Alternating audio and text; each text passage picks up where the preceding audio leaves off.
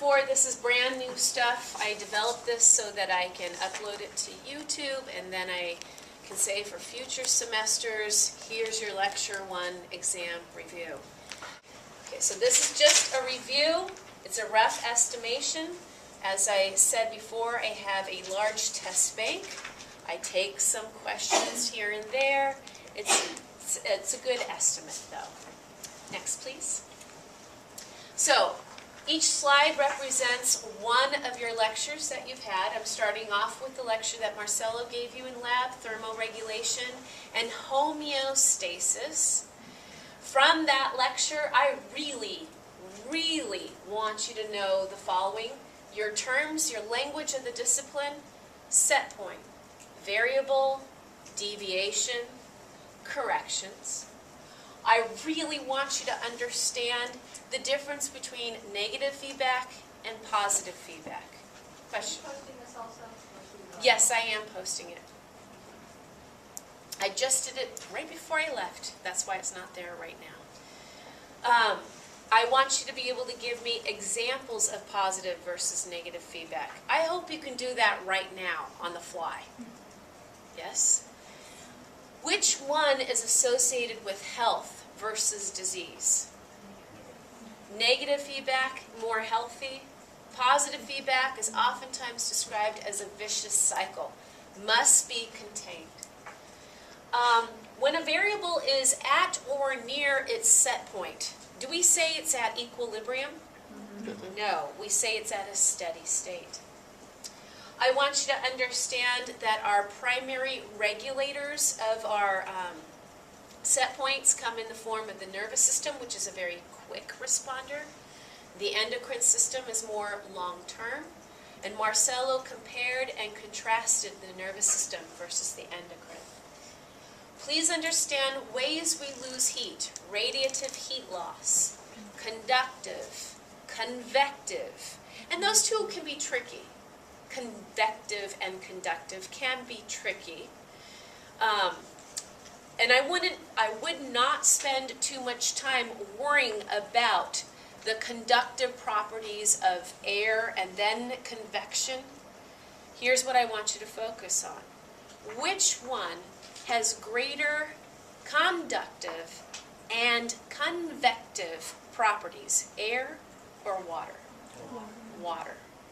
I would like you to focus on the slide where Marcelo told you about hyperthermia and hypothermia. What are ways we naturally lose heat? How are you losing heat right now in this room? Radiative heat loss. If it's a hot day, how will you lose heat primarily? Evaporation, sweat, right? But if it's very hot and humid, how will you lose heat? You don't. If you are in a hot tub, how do you lose heat? You don't. You gain heat. Do you understand that? That's why some people die in hot tubs, especially children. How can your body temperature be changed? Do you agree that interleukin-1 can alter your set point? Pyrogens can alter your set point. Do you also agree that NSAIDs and aspirin can alter your set point? If you've had a fever, it can bring that temperature back down. I need you to understand that if your set point has changed, then your current body temperature is perceived as a what? Deviation. And over the next few minutes, you will have corrective mechanisms, yes? If your brain perceives your current temperature to be too hot compared to a lower set point, what will you do? Sweat, vasodilate. If your hypothalamus perceives you to be too cold to a new higher set point, what will you do? Shiver and vasoconstrict, yes? So I need you to understand those. Please understand how cyclooxygenase cleaves arachidonic acid in order to make prostaglandin E2, in order to raise your set point. That's involved in the fever process. And an aspirin would stop that and lower your set point, and that would instigate the crisis component. Remember the crisis, the flush? How was exercise-induced hyperthermia different from a pyrogen? Is your set point changed due to exercise? No. Why do you actually, though, get warmer when you exercise? There's a delay in your compensation. You are exercising, your body temperature starts to elevate, and once it deviates too much, then the compensation starts and you start your sweating and your evaporation. But there was enough of a delay where your body temperature rose a bit. And you will continue to sweat after you work out until you have cooled off sufficiently to come back down toward your set point. Do you agree? Okay. Next, please, just hit enter. Gene expression, what do I want you to know? Simple stuff. Transcription, translation. What do you start with? What do you finish? Where are you in the cell? We've done this. Do you have it right now? I'd be concerned if you actually have to go and, I got to brush up on that. I didn't remember. I also want you to understand the difference between determined versus differentiated. We talked about how you all are determined to become nurses, but you don't look any different to me. Question, and I think this is in the practice exam or homework. The hemocytoblast, is it determined, differentiated? Which one? Determined. The erythrocyte, it's differentiated. Good. All right, next please. Yeah, there you go. And up there I'm showing you how many questions to expect for each one. Endocrine system. There are a lot of questions on the endocrine system where it is a clinical problem. I give you symptoms in your patient. Patient has hyperkalemia. What does that mean? High potassium. Patient has hirsutism. What does that mean?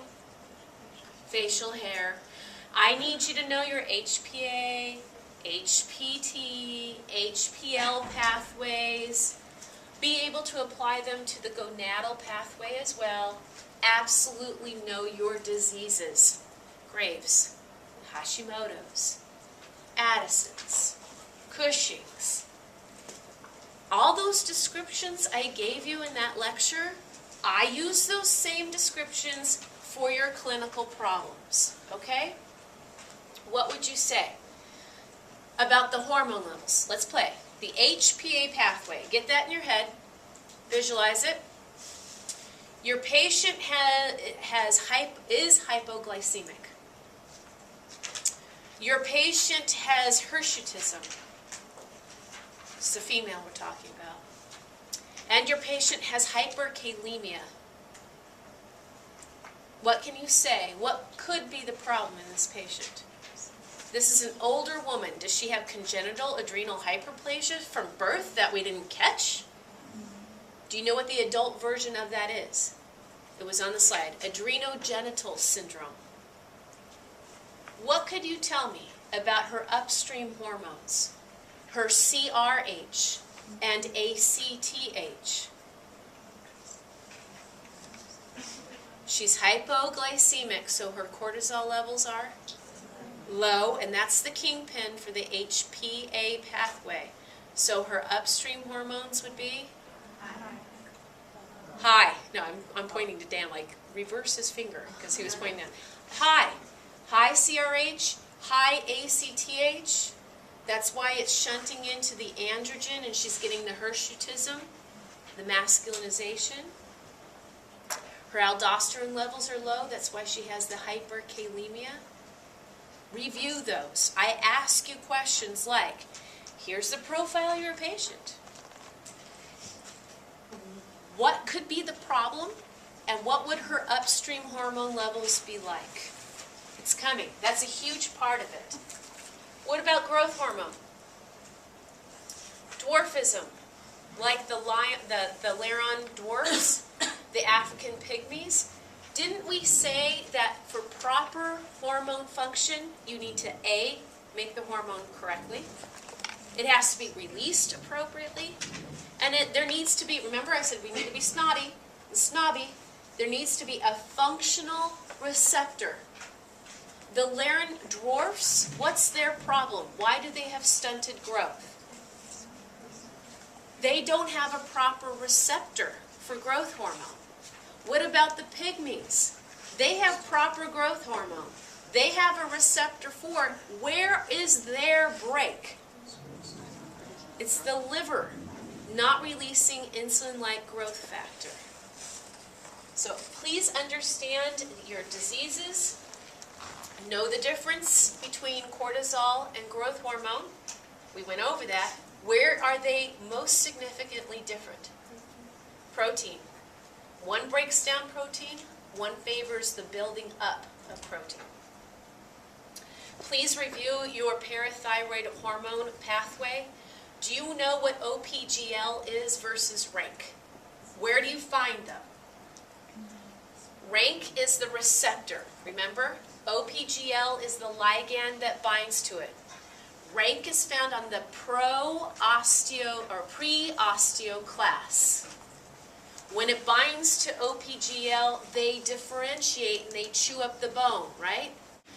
The night class had a genius question. I liked it. They said, so is there any therapy in the works for people with osteoporosis? Think about OPGL, rank, and osteoprotegrin, or OPG. OPG, remember that was the decoy to stop the osteoclast. Genius. So that's endocrine system, quite a few questions, and significantly with the clinical correlation with the symptoms in the patient, what would their hormone levels be like? Huge. Next, please. Body fluid compartments, a few questions, mostly tested on your lab exam. I would know your body fluid compartments, intracellular, extracellular, and all the breakdowns of them. How much of your body weight is water? About 60%. Remember 60, 40, 20? 60% of your body weight, 40% is found in the cells, 20% outside the cells. What's the largest extracellular fluid compartment? Interstitial. What's the smallest? Transcellular. Good. Please understand why we see ascites in our patients with kwashiorkor, like our elderly or the alcoholic. The transcellular compartment swells. Why? Water moves when the particles can't. So the patient's plasma has a higher or lower particle content than the transcellular one?